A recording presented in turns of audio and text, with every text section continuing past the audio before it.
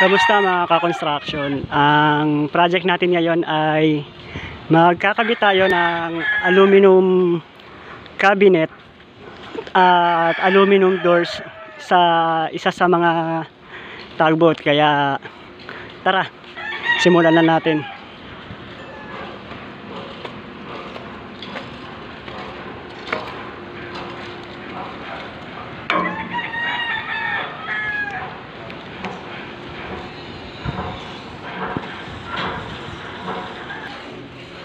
Sa ngayon ay naiporma ko na ang ating aluminum doors. Yan. Tapos kung mapapansin nyo, masyadong makapal yung bakal. Kaya hindi natin siya magagamitan ng screw.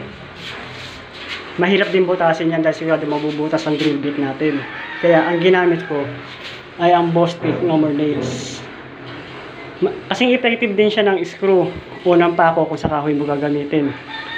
Matibay din siya kaya yan ang in-apply ko. Tsaka ano siya, mabilis matuyo. Kaya kung magagamit kayo nito, kailangan mabilis kayong maglagay. Kaya ito, tapos na yung aluminum door natin. Ang isusunod naman natin ay yung cabinet. Ngayon naman ay naiporma ko na ang ating aluminum cabinet. Dahil sa hindi level ang tugboat, dahil nga korteng bangka siya, kailangan lagyan nyo muna ng ganito kalang. Nilagay din ako niyan sa kabila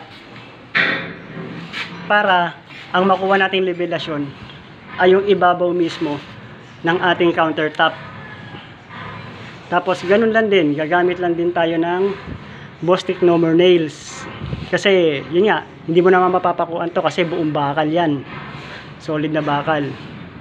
Kaya yun ang gagamitin natin. I-fix lang natin yan, tapos okay na. Ang susunod naman natin gagawin ay magkakabit ng doorknob, pero siguro sa next video ko na lang gagawin kasi magiging magkaiba yung topic ng video ngayon at yung pagkakabit ng doorknob. Lalagyan nyo pala ng finish na silicone na kulay black kapag naglagay kayo ng, ng Bostik number nails para mas maganda siyang tignan. Kung nakatulong sa iyo ang video na to, please like and subscribe.